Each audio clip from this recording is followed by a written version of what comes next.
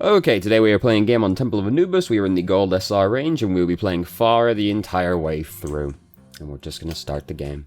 So we're defending first. Pharah not traditionally seen as much of a defending hero, usually more commonly played on attack. You can play Pharah on defense, but more commonly seen on attack. Got clocked in the skull by a rock. Very unfortunate to have that happen as Pharah. So we've spotted the enemy Symmetra, and we're going right for the Symmetra. I'd rather go for the Mercy first, because, I mean, we can out-damage a Mercy healing someone as Pharah, but if we kill the Mercy, we don't even have to try to out-damage the Mercy. So I would rather go for the Mercy. Just in general, the support tends to be the highest priority. Not always, but is very commonly the higher priority target.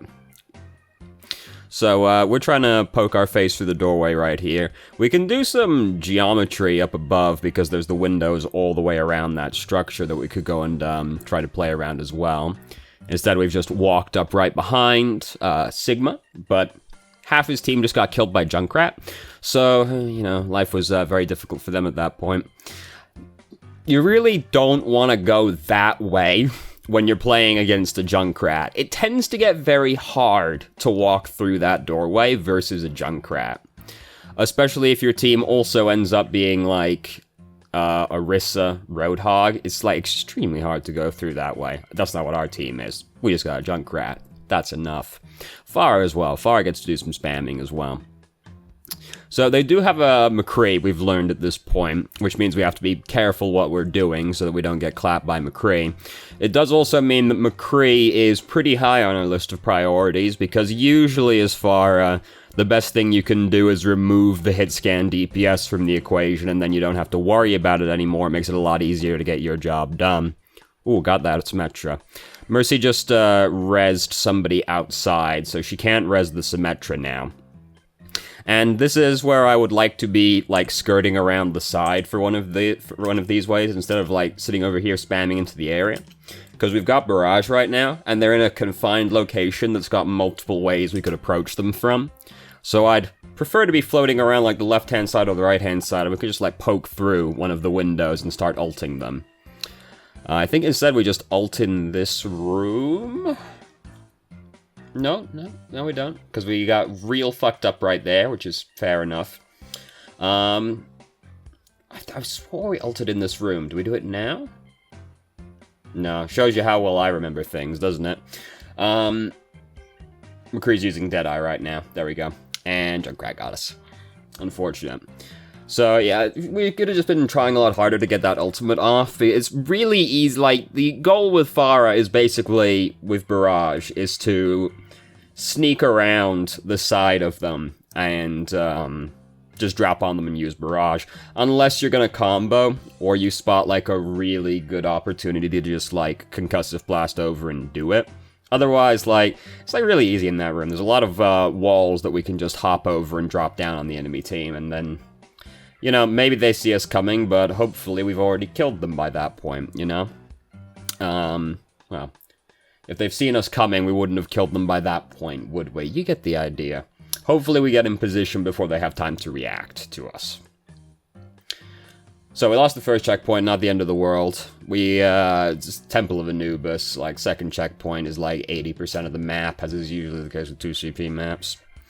So, honestly, like, I'd be fine with barraging right now, to be honest with you. Like, all of these people just came through this doorway. McCree's not in sight, so we aren't about to get flashbanged or anything. Like, I wouldn't have objected to using barrage right there. And it looks... I assume we're trying to get in position to use barrage now, maybe? 'Cause it was a very, like, aimless direction that we just went in there. It kind of seemed like we didn't really know what we were trying to accomplish other than vaguely, like, go in. And we've had this barrage for, like, so long. That's, like, really upsetting to me. Now, Pharah is one of those heroes where you might end up holding your ultimate for kind of a long time, because it can be difficult to set up barrage based on, like, what's going on in the game and the map you're on, but goddamn, we were sitting on that ult for a long time, and we had, like, decent opportunities to set it up. So, anyway, we've managed to fend them off. They got 56% off of it, so, yeah. Not ideal, but not the end of the world. If there's, you know, with 2 CP maps, you've got to have very reasonable expectations, which is going to usually be... It's going to be sad. It's going to be very sad. For all teams. It's the nature of the maps, you know? So we're trying to get the McCree. Nope, we're changing targets over to the Mercy now. McCree definitely more concerning to me at that point, but we did see him go for the large health kit. The thing that was concerning about changing to the Mercy right there was just like, if McCree gets the health kit and comes back out again, he just looks up and goes, got him, you know? So, the change to Mercy was a little bit risky just because of proximity to McCree.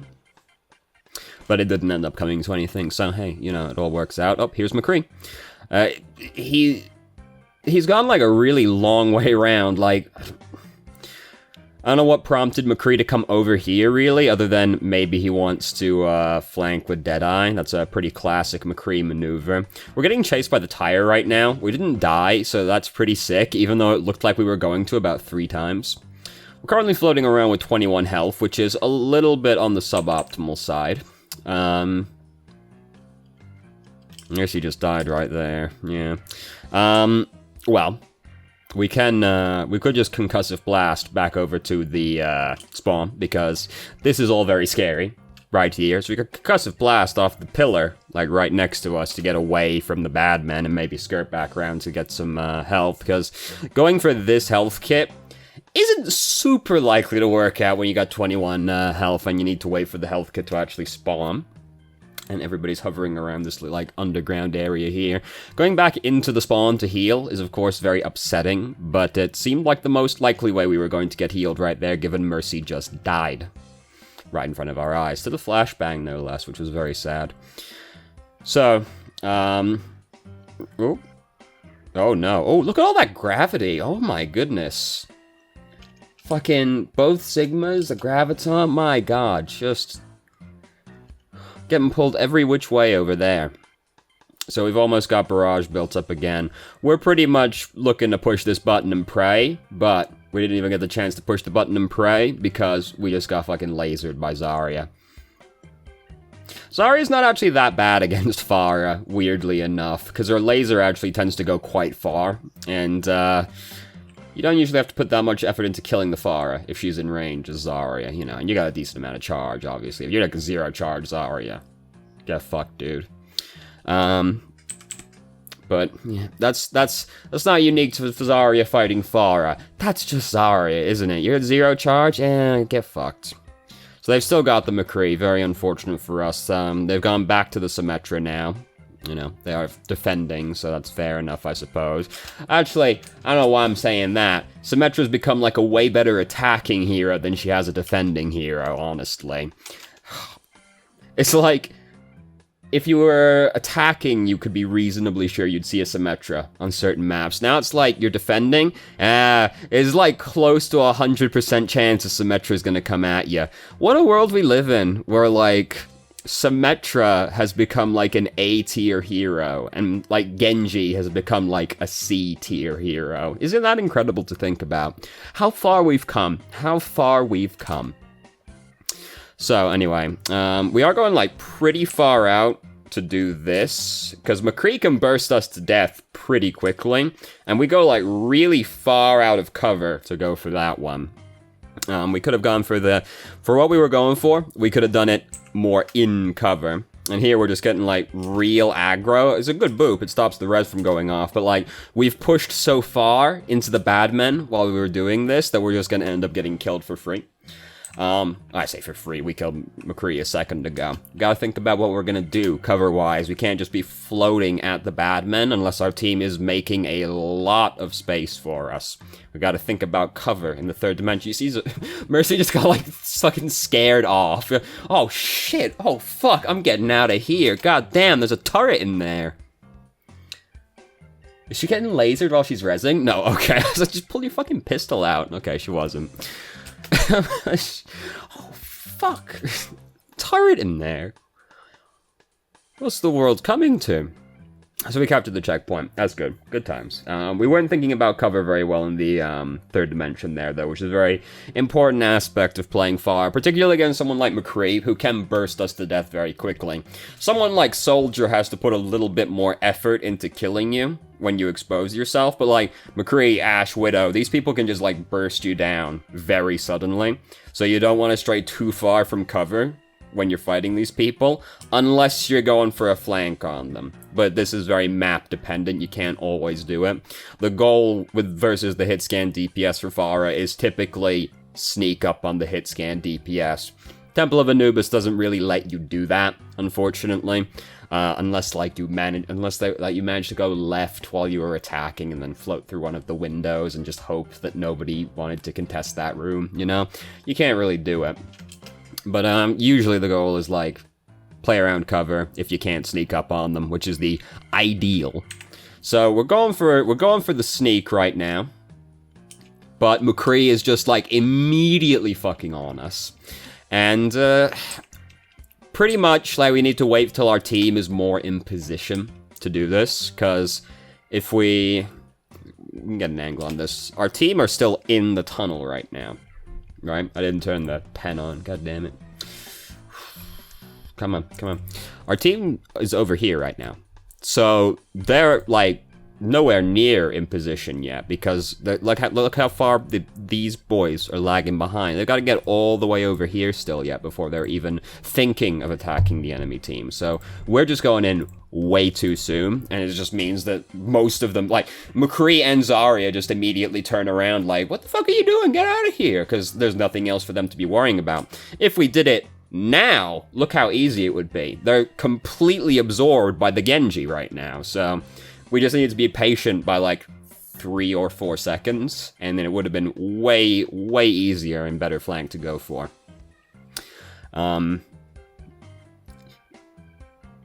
trying to think how to articulate what I'm about to say. When you're playing like flankers in general, or Pharah is not exactly a flanker, but she has very flanking aspects to her, right? Depending on like what's happening in the game. Anytime you're playing a flanker, most people don't really think that you need to wait for your team to do anything because you're playing a flanker. You go and play by yourself, obviously. But you do need your team to actually be in position, because if there's no, like, frontline action happening at the time, and you go for the flank, then you're effectively just going to become the front line, because if there's nothing else happening, they're all just going to turn to you and go, oh, well, we gotta kill some time until they get over here, right? So, you know, playing a flanker, you still gotta be patient and wait for your team to be in position to fight. Particularly if you're playing Sombra, which is an aspect of the game that most Sombra players are not very good at. You know, waiting for your team to be in position. I'd rather just amp 1v6 and just hope it works out, you know? Very scary, being so low health this whole time. I don't know if our Mercy died during that and I missed her. Because the other healer's Moira, so Moira, like, doesn't give a fuck about us as Pharah. That's the unfortunate thing about Pharah, is that there's, like, a lot of healer combinations you can end up with that are just, like, very not good for you, right? Like, if you get, like, Batista Lucio or something, like, right? Batista Moira, you're fucked, dude. You're fucked. You're not getting healed the entire game. Pharah, more than any other hero, is, like, really dependent on having supports that are actually, like, helpful. At least a Zenyatta, you know, you gotta have someone. So we're changing targets a lot during this fight. We're also, like, getting kind of harassed by this Mei who really wanted us. We did switch targets a lot in there, but we got the Junkrat, so that's nice. Fortunately for us now, the enemy team has become things that are not incredible at fighting us now. Their DPS have changed to Mei Junkrat, so we don't have to worry about the McCree anymore. Mei can still fuck us up, because she's got, like, a pretty fast projectile that doesn't have fall-off damage, so Mei can fuck us up, but not to the same level of consistency that a McCree could, so it's an improvement for us all the same. We did get a nice surprise on that Mercy right there, but unfortunately Lucio used Sound Barrier. So I'm going back here just to illustrate a slight bit more efficiency, right? We want to use Barrage right now. Concussive Blast up. We can Concussive Blast over there to just get in position and use it faster rather than boosting and floating over instead. This is a difference of like 0.5 seconds, but sometimes that 0.5 seconds matters, dude. I also just want to point this out because like, the one thing in Overwatch that I enjoy seeing as a play more than anything else is when the Pharah spots just the perfect opportunity to use Barrage, and you just watch them concussive blast halfway across the map and just stop exactly where they want to use Barrage. It always looks so smooth and sick. You ever seen, like, a Pharah come over the wall on Hollywood and just, like, float across right over the point and barrage straight down? Oh my god, it's incredible. So I'm a big advocate for, like, that kind of play because it looks sick, dude. And that is way more important than it actually being practical in most terms, as far as I'm concerned. So, during these team fights are turning into, like, kind of a mess pretty quickly. We're trying to Goomba stomp on people a lot. It's kind of hard to do that to their team, because they are people that want us to be close to them, and generally they're quite tanky as well, given they've got Mei as one of their DPS. So getting in, like, that close to them, it makes it really easy for us to hit them with the rocket, but it also makes us really easy to get hit at the same time. So, wanna sometimes think twice about going to Goomba Stomp people when you might be Goomba Stomping, like, a Mei and a Junkrat, who will then be like, oh, sick, you're right here. Now, if we're trying to Goomba Stomp the Mercy, you know, that's one thing. We could have killed, did we? Oh, hello, my son. I cannot see the screen. We had another shot, didn't we? Yeah, we had another shot. We were just more concerned with getting out right there. But we still had another shot. We could have gotten that Mercy. It's alright, she got pinned, so she's fucking dead regardless. We killed ourselves? The blizzard didn't get us? Did we fire down? Fair enough. Sad. Ooh. It's hard to earth shatter the Dragon Blade. I've been sad. I've experienced that Reinhardt sadness a number of times before. What was I saying before I got, like, super distracted? Oh yeah, be careful Goomba stomping people when they're, like, close range heroes, pretty much, because they want you to be closer to them. Someone like Ashe, like, doesn't want you to be on top of her. Widow also, right? But someone like Mei, she's like, fucking sick, dude. Junkrat's like, oh, nice, maybe I can hit her. So, ooh, Mei's mad about that one, oof. So, it took us, I got really excited when I saw Junkrat drop that low, because I was like, oh god, what if we do a 180 right now and just shoot him out of the air? That'd be so sick. Nah, sadly not. That's, you know, that's fair enough. It would have been a very sharp angle to go for. So, anyway, it would be fucking sick though, dude. So, fair enough to Goomba stomp the Mei right there. She's, like, off by herself, and, like, all of her cooldowns are down, so we just want her fucking dead, you know? Trying to get the Lucio. Alright, he's dead in the end. Okay. So... Oh, bye, Hammond. Pile drive right over the wall. No, okay, didn't quite get him. Yeah, that's fair enough. That's fair. I respect that. I respect that. I agree. Fuck Mei. Fuck Mei, dude. Ooh, fuck. Oh, didn't stop Coalescence. Alright, okay. It's fine. It's fine. We're getting there. We're getting there. Now, tragically, we are not going to get the extension because we are finishing in overtime and they have got 1 minute and 1 second. So we are not getting the extension even if we capture this. So the best possible outcome for us now is a draw, which sucks. This is why finishing with even 0.1 seconds is a big deal, because if we had any time at all, we would still have the opportunity to play our attack. People laugh like, did it with a half a second to spare. Ooh, hey, that'll make sure you can't end up in this spot where you cannot win anymore. You can only draw. Which is always very depressing, especially when I know you have, playing the fucking 2CP game, and you're looking at them, they got 5 minutes on the clock, you got 0 seconds on the clock, so you get to defend the first 33% of checkpoint A for 5 minutes, and if you succeed, your reward is that you didn't lose any SR, you didn't gain any either. That's always very fun. That's always a very fun and enjoyable experience, isn't it? Only topped by the very old tiebreaker system. This on Gibraltar specifically, because, oh boy, do you remember when Overwatch launched and competitive came out, and they were like, alright, so what do we do for the tiebreaker? And it flips a coin, and it goes, red team, blue team, whichever one comes up, it's gonna attack. And you just gotta capture the first checkpoint to win. Watchpoint Gibraltar used to have a checkpoint in the bottom of the ditch. So if you were playing Watchpoint Gibraltar and you got to a tiebreaker, if you came up heads on the tiebreaker, you pretty much won. Like, have you ever had to stop a team from pushing to the middle of the ditch in Gibraltar? It's fucking awful, dude. Thank God that stopped being the case. First off, they got rid of that whole tiebreaker system. Thank God. Secondarily, they took that checkpoint out of Watchpoint Gibraltar because it was the most fucking asinine shit imaginable. Just have a free checkpoint right at the start. Just get a free checkpoint right here. Here's a nice extension for you. Right out of the game. It was ridiculous, dude. God, what a badly balanced game this was. Isn't it badly balanced now? You don't remember when Zenyatta had 150 health and Transcendence didn't give him a speed boost. Oh, that was so good. Oh, fucking Widowmaker just hard countered Zenyatta so hard. He's just a fucking floating cube with 150 hit points. Fully charged shot, hit him in the toe. He's dead. He's dead. Oh, God. Oh, Diva's defense matrix wasn't a resource, it was just like a 13-second cooldown or some shit. Oh, gosh, she couldn't fire while she was going in. Oh, her explosion killed her. Oh, God. This was such a bad game. Holy shit.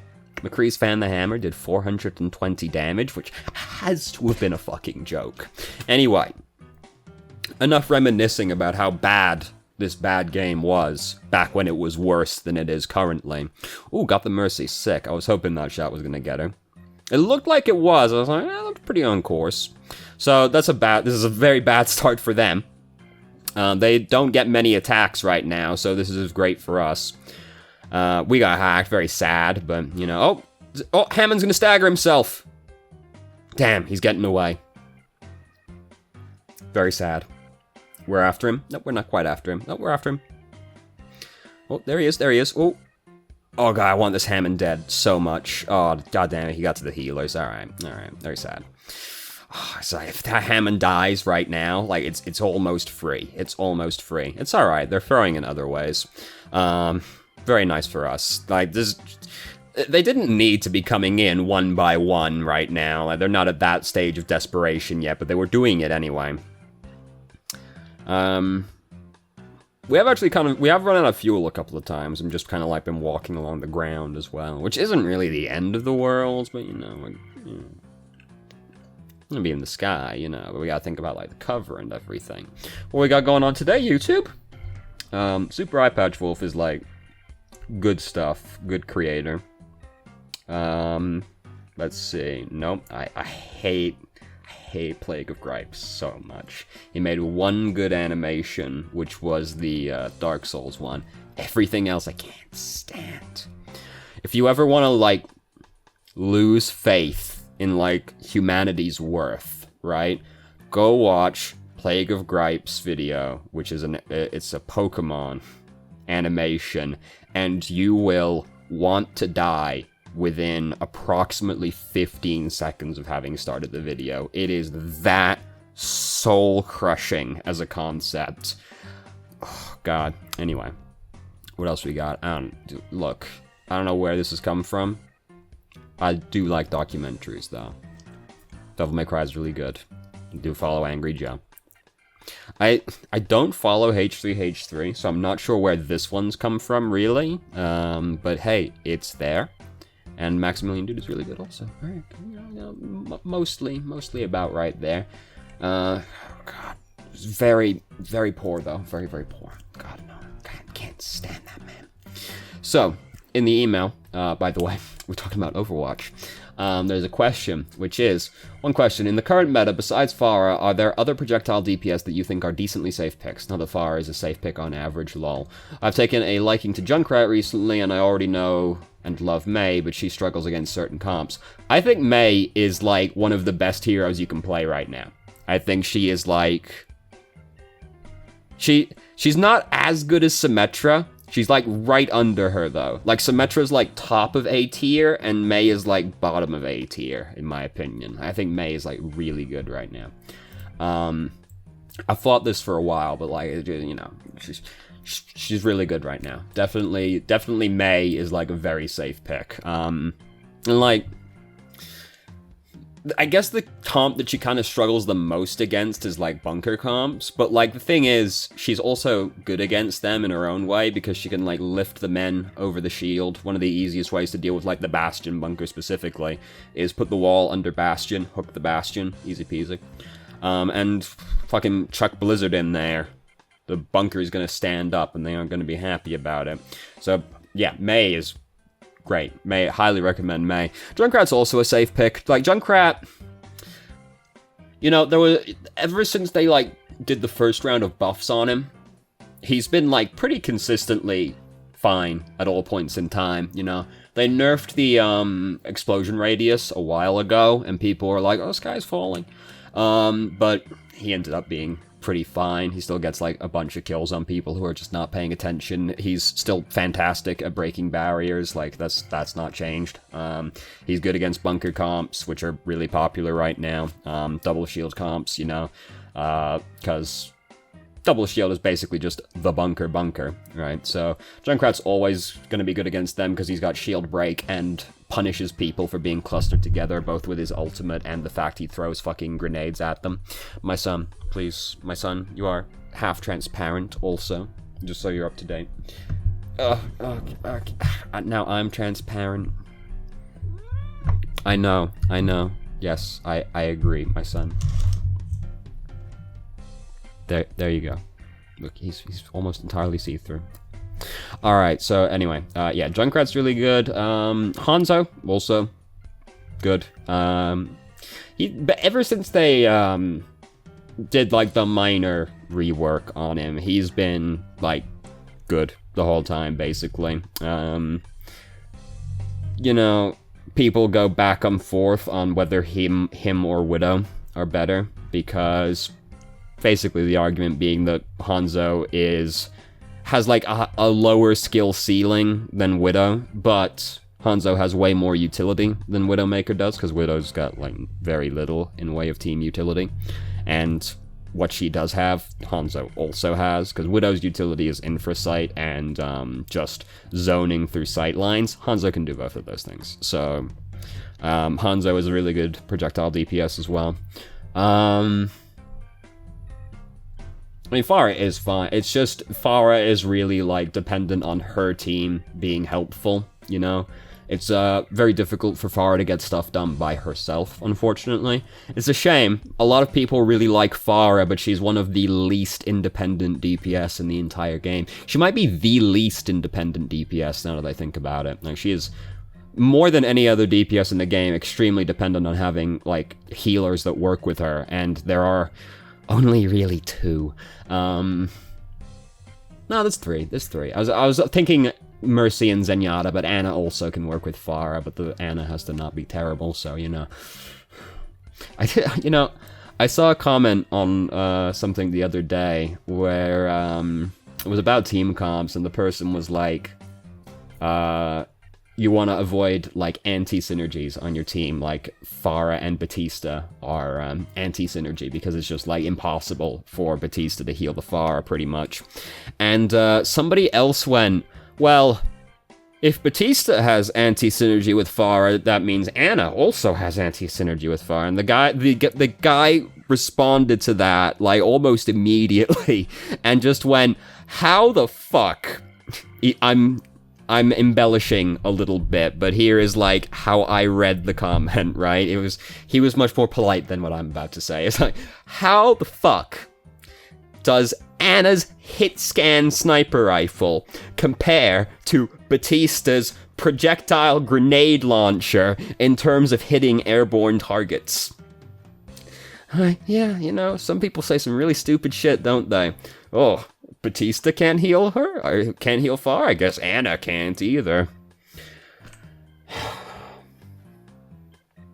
You know, there's like, it's kind of like saying, oh, if Junkrat can't hit Pharah, I guess Widow can't either. It's like the same thing, isn't it? Anyway, what were we talking about? Oh yeah, other good hit scan, projectile DPS. I mean, that's basically all the projectile DPS, to be fair.